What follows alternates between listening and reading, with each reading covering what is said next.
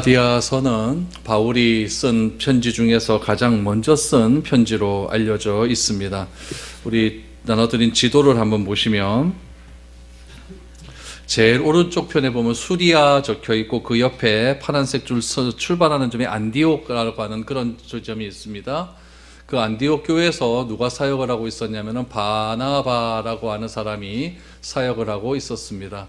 바나바가 사역을 하다가 그 안디옥 조금 위에 보니까 다소라는 곳 보이십니까? 다소가 바울의 고향이거든요. 바울의 고향에 있었던 바울이 그때 다메섹에서 예수님을 만난 후에 아라비아 광야에 있다가 다소의 고향에서 한 몇 년간 머무를 때가 있었거든요. 그때 다소에 있었던 바울을 이 안디옥에 있었던 바나바가 데리고 옵니다. 데리고 와서 우리 안디옥 교회에서 같이 우리 동역하자라고 하는 말을 해서 그래서 바울과 바나바가 안디옥 교회에서 같이 담임 목사로서 이렇게 동역을 하게 됩니다. 그렇게 동역을 할 때 큰 부흥이 일어나게 되죠. 안디옥에 있는 수많은 사람들이 주의 품으로 돌아오게 됩니다. 그러던 중에 바울과 바나바에게 성령이 크게 임하셔서 이제는 우리가 이곳에만 머물러 있는 것이 아니라 선교지로 떠나야겠다라고 하는 생각에서 이 안디옥에서 이제 드디어 선교지로 떠나게 됩니다. 선교지의 여정이 어떻게 되냐면은 안디옥에서 구브로 섬에 있는 살라미라고 하는 곳으로 갑니다. 살라미에서 도보로 바보라고 하는 도시에 갔다가 바보에서 배를 타고 그 위에 화살표만 아탈리아 보이시죠? 아탈리아라고 하는 곳으로 갔다가 아탈리아에서 버가로 이동을 하게 됩니다. 버가에서 이제 비시디아 안디옥으로 그 빨간색 줄 보이시죠? 빨간색 줄 거기 버가에서 비시디아 안디옥으로 들어가게 되는데 이 버가에서 비시디아 안디옥으로 가는 그 지역이 굉장히 험한 지역이에요. 산맥이 있어서 굉장히 힘든 지역이죠. 그래서 비실비실대며 갔다 그래서 비시디아 안디옥 이렇게 부릅니다.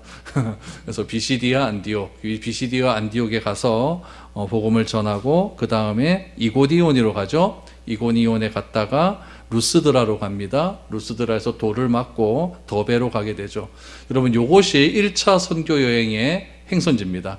그렇게 했다가 더베에서 다소로 해서 안디옥으로 오면 편한데 바울이 어떻게 행적을 다시 잡았냐면은 우리 그렇게 하지 말고 우리가 그동안 거쳐왔던 곳을 다시 다녀가면서 교회가 잘 이루어지나 안 이루어지나 한번 신방을 한번 해보자. 그래서 거꾸로 다시 갑니다. 더베, 루스드라, 이고디온, 비시디아, 안디옥, 버가로 해서 안디옥으로 들어오는 그곳이 바로 1차 선도 여행의 행적입니다. 그런데 우리가 오늘부터 갈라디아 말씀을 보게 되니까 이 갈라디아 지역이 어디 있느냐? 우리가 봤던 더베, 루스드라, 이고디온, 비시디아, 안디옥, 버가, 비시디아, 안디옥까지 요까지를 가리켜서 뭐라고 이야기하냐면은 갈라디아 지역이라고 이야기를 합니다. 그러니까 갈라디아라고 하는 것은 도시 이름이 아니라 지역의 이름이에요. 우리로 따지면은 경상북도 지역이죠. 경상북도라는 것이고 경상북도 안에 또 이제 여러 가지 도시들이 있을 거 아닙니까? 그러니까 갈라디아서라고 하는 것은 갈라디아 지역에 있는 교회에 편지를 보낸 겁니다. 그래서 갈라디아 한 교회만 보낸 것이 아니라 더베 교회, 루스드라 교회, 이고니온 교회, 안디옥 교회 이런 교회에다가 편지를 회람해서 보내는 거죠. 그래서 더베 교회가 다 봤으면은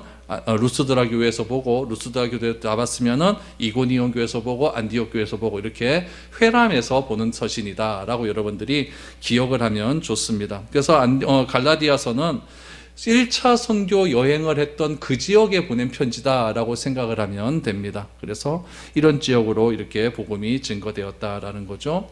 그래서 바울은 갈라디아 지역을 중심으로 해서 1차 선도 여행을 다 마치고 갈라디아 지방에 편지를 합니다.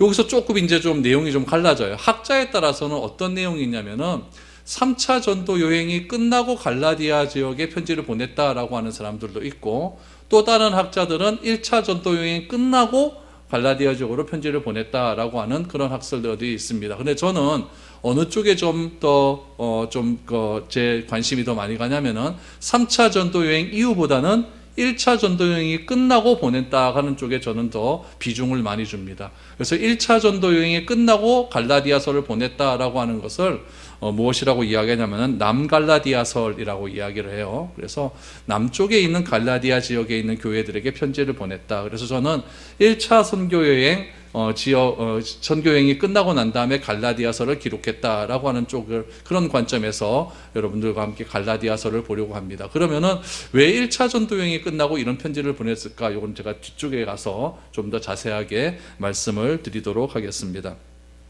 여러분, 이 바울이 서신서를 꽤 많이 썼는데 이 서신서를 볼 때마다 여러분 꼭 기억해야 될 것은 무엇이냐면은 왜 이 편지를 보냈는가라고 하는 동기를 아는 것이 굉장히 중요합니다.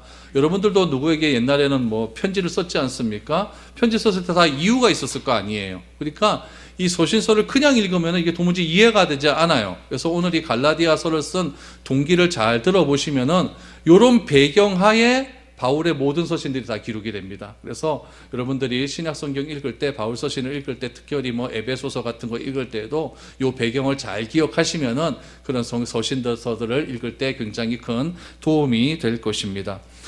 바울이 갈라디아 지방에서 선교여행을 다 마쳤습니다. 그래서 다시 안디옥 교회로 돌아온 거예요. 안디옥 교회로 돌아와서 우리가 갈라 지역에 가서 이러한 선교지 여행을 했습니다. 선교 보고를 해야 될 것 아닙니까? 선교 보고를 했어요.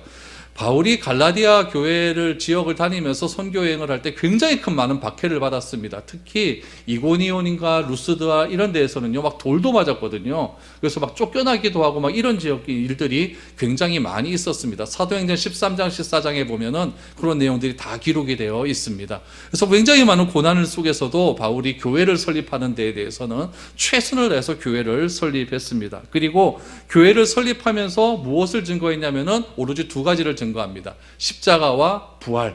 이것이 가장 핵심적인 가치였기 때문에 이 두 가지를 중점적으로 해서 그 교회들에게 복음을 전했습니다. 그런데 그 당시 지역에는 누가 살고 있었냐면 유대주의자들이 살고 있었어요. 유대주의자들은 누구냐면은 예수님을 그리스도로 믿지 않는 사람들입니다. 그러니까 오로지 구약에서 내려오는 전통들을 가지고 우리는 구원을 받는다라고 생각하는 사람들, 그런 사람들을 유대주의자라 그래요. 그러니까 대표적인 전통들은 할례겠죠.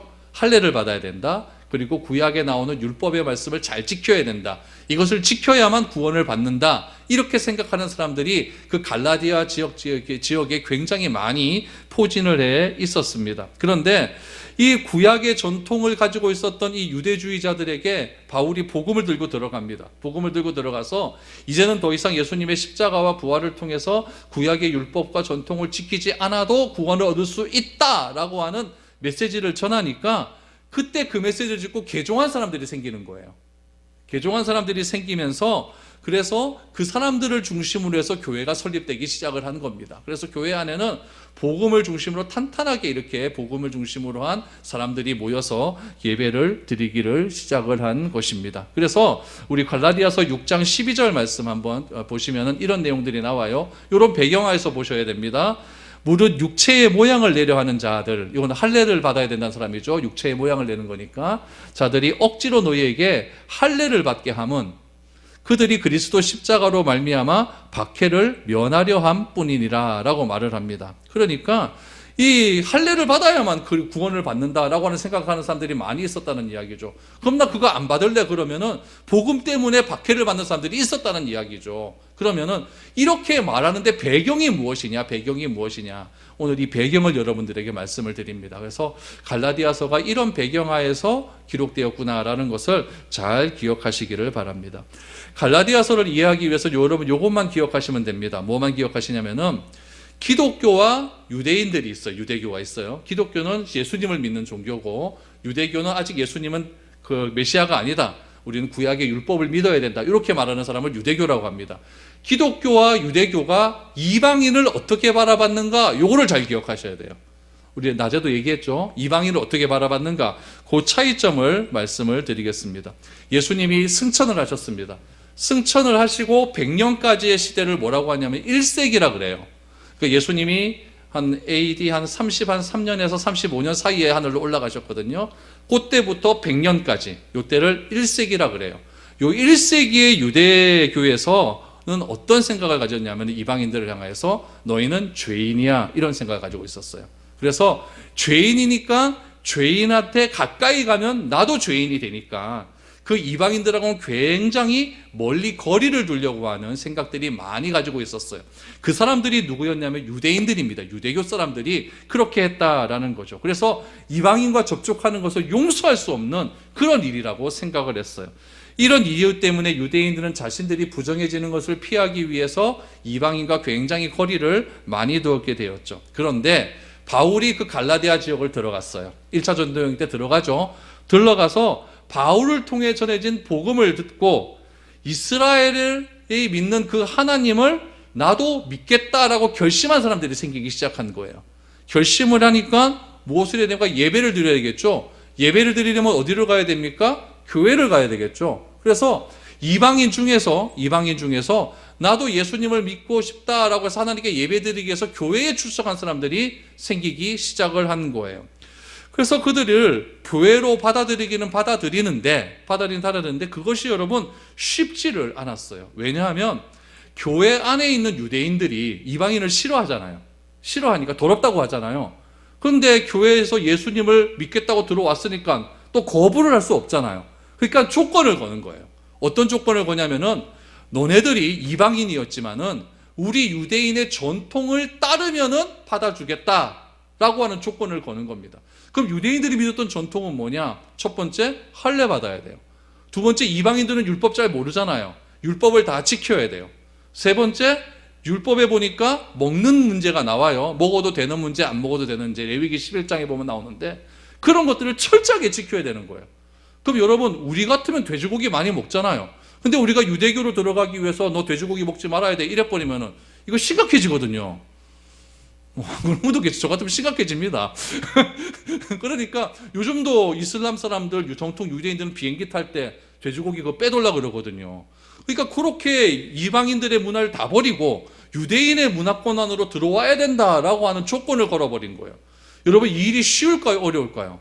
어려워요. 그러니까 이 조건을 받아들이는 사람도 있고 받아들이지 않는 사람도 생기기 시작을 했다는 이야기예요.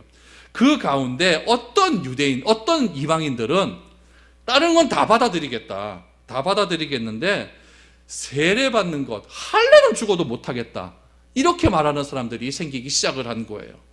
이들은 유대인들이 안식일마다 모임에 가서 같이 예배도 드리고 성경 공부도 배우고 다 배웠어요.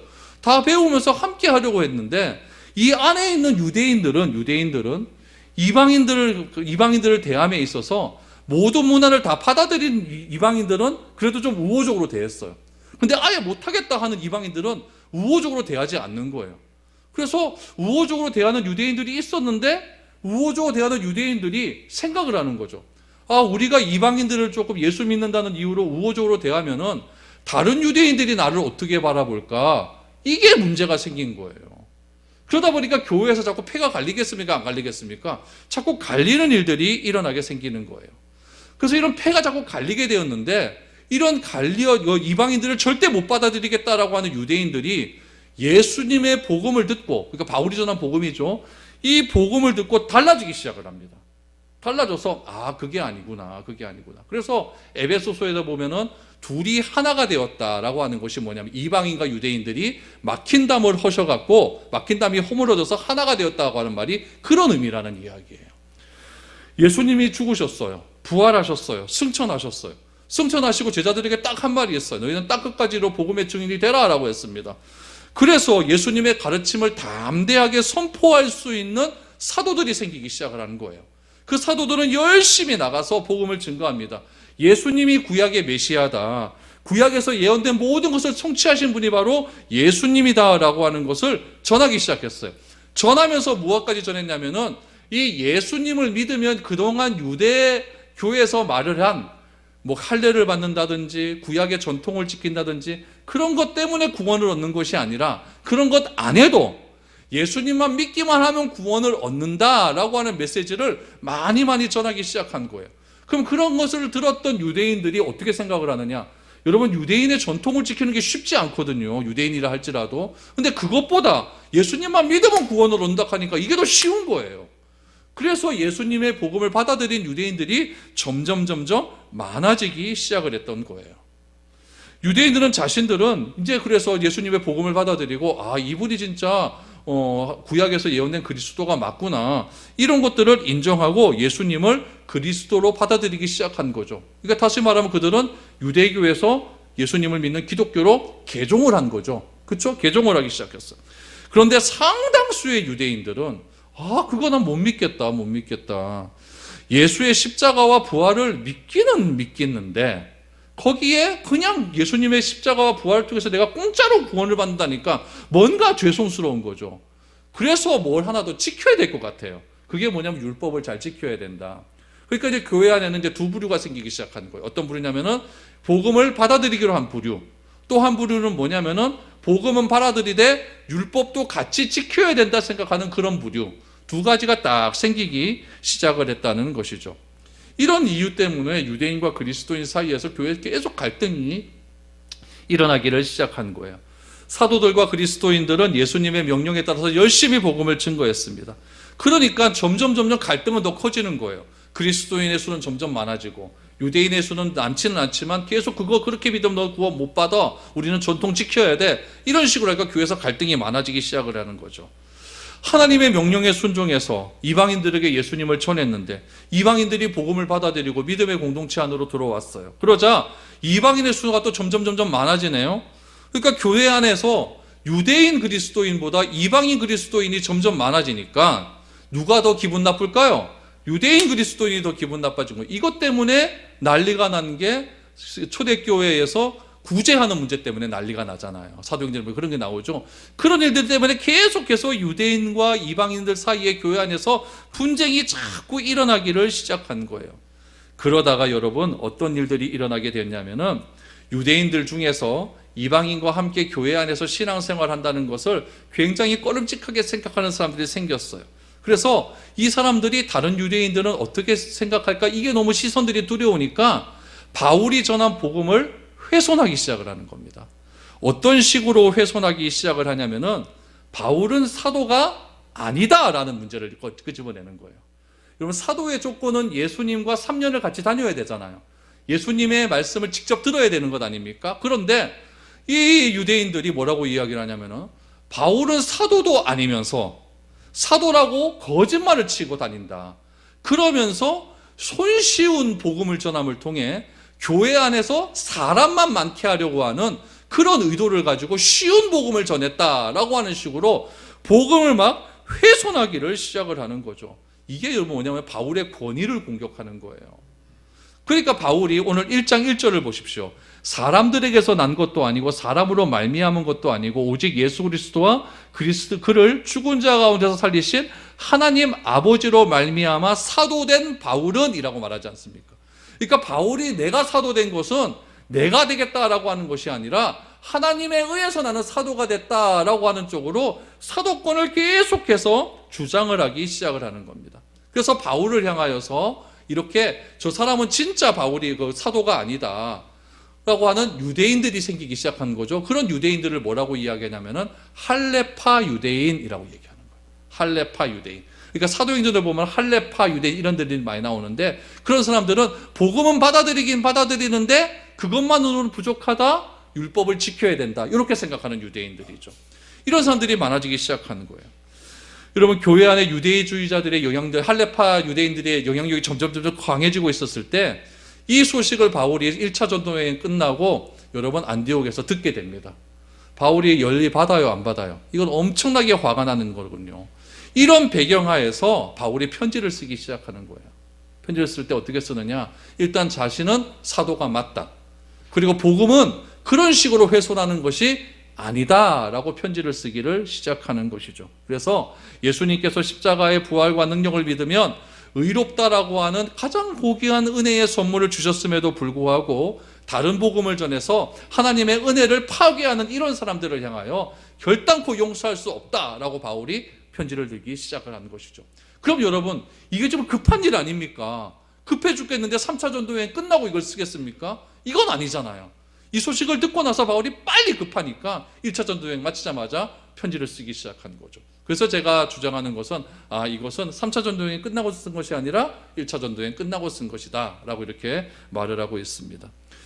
그래서 사도의 그런 권위가 없음을 계속해서 이야기하는데, 오늘 갈라디아서를 보면은 사도는 나는 진짜 사도가 맞다라고 하는 권위를 계속해서 말하기 시작합니다. 성경 몇 곳을 갈라디아서에서 한번 찾아보겠습니다. 1장 11절 12절입니다. 형제들아, 내가 너희에게 알게 하노니 내가 전한 복음은 사람의 뜻에 따라 된 것이 아니라 이는 내가 사람에게서 받은 것도 아니요 배운 것도 아니요 오직 예수 그리스도의 계시로 말미암은 것이라. 자꾸 복음을 훼손하니까, 사도권이 아니다라고 얘기하니까, 내가 너희에게 전한 것은 사람의 말이 아니라 예수님의 계시로 말미암아서 내가 전한 것이다 라고 분명히 얘기하면서, 내가 전한 복음의 권위는 어디에게 있다? 예수님에게 있다, 이렇게 말을 하는 거죠. 1장 17절 19절을 보십시오. 여기 보시면은 이제 바울이 다메섹에서 예수님을 만나지 않습니까? 그 이후에 어떤 일을 했는가가 나와요. 또 나보다 먼저 사도된 자들을 만나려고 누구겠습니까? 12제자들이죠. 그들을 만나려고 예루살렘으로 가지 아니하고 아라비아로 갔다가 다시 다메섹으로 돌아갔노라. 요건 뭐냐면은, 다메섹에서 예수님을 만나지 않습니까? 만난 다음에 눈을 다시 뜨지 않습니까? 뜨고 나서 나는 이제 예수님을 만났으니까 나도 사도다라고 말하기 위해서 예루살렘으로 간 것이 아니라 아라비아 광야로 3년 동안 있었다, 이 얘기예요. 그렇게 하고 난 다음에 18절, 그 후에 3년 만에 내가 게바를 방문하려고, 베드로입니다. 게바를 방문하려고 예루살렘에 올라가서 그와 함께 15일을 머무는 동안 주의 형제 야고보 외에 다른 사도들을 보지 못하였노라. 왜 야고보를 만났냐면, 야고보가 예루살렘 회의의 총회의 총회장이었거든요. 그러니까 총회장에게 얘기하는 거예요. 내가 이렇게 복음을 받아들였다라는 것을 이야기하게 되는 것이죠. 갈라디아서 1장 20절을 보십시오. 보라, 내가 너희에게 쓰는 것은 하나님 앞에서 거짓말이 아니다. 그러니까 지금 바울이 복음에 대해서 다시 적지 않습니까? 이 편지는 하나님 앞에서 거짓말한 것이 하나도 없다라고 이야기하는 거죠. 2장 1절, 14년 후에 내가 바나바와 함께 디도를 데리고 다시 예루살렘으로 올라갔나니 라고 말합니다. 그러니까 바울은 14년이 지난 후에 바나바와 함께 디도를 데리고 예루살렘으로 다시 방문을 합니다. 방문했을 때 바울이 이런 모든 행적들이 다 의심을 받게 되니까, 바울은 뭐라고 이야기하냐면, 아빠가 위에서 보니까 사도들 만났다 그랬죠? 야고보 만났다고 했죠? 그렇게 만나서 야고보에게 자신이 그동안 있었던 모든 일들을 다 얘기해버립니다. 얘기하니까 야고보가 뭐라고 이야기를 했느냐? 갈라디아서 2장 8절에 보니까, 베드로에게 역사하사 그를 할례자들의 사도로 삼으신 이가, 베드로에게 하나님께서 역사하셔서 할례자들의 사도로, 그러니까 유대인들 아닙니까? 유대인들의 사도로 삼으신 이가 누굽니까? 예수님, 하나님이시죠. 그분께서 어떻게 하셨느냐? 또한 내게 역사하사 나를 이방인의 사도로 삼으셨느니라. 야고보가 딱 결정을 해준 거예요. 그러니까 바울이 사도가 된 권위는 총회에서도 인정을 한 거고, 하나님에게서도 인정을 한 것이고, 하나님이 주신 말씀에 따라서 난 너네들에게 복음을 전했다라는 것을 지금 강조하고 있는 것이죠. 이러면서 에피소드를 하나를 이야기해요. 어떤 에피소드를 얘기하냐면은, 베드로와 사이에서 에피소드가 하나 있었는데, 베드로가 어떤 식당에서 밥을 먹어요. 밥을 먹는데 이방인하고 같이 밥을 먹는 거예요. 그것을 누가 보았냐면 유대인들이 봤어요. 유대인들이 보니까 베드로가 이방인하고 같이 밥을 먹다가 도망을 가버린 거예요. 왜 도망을 갔냐면은, 아직까지 그때까지만 해도 유대주의자들이 할례받은 유대인들이 이방인하고 밥을 먹는 것을 그렇게 원하지 않았거든요.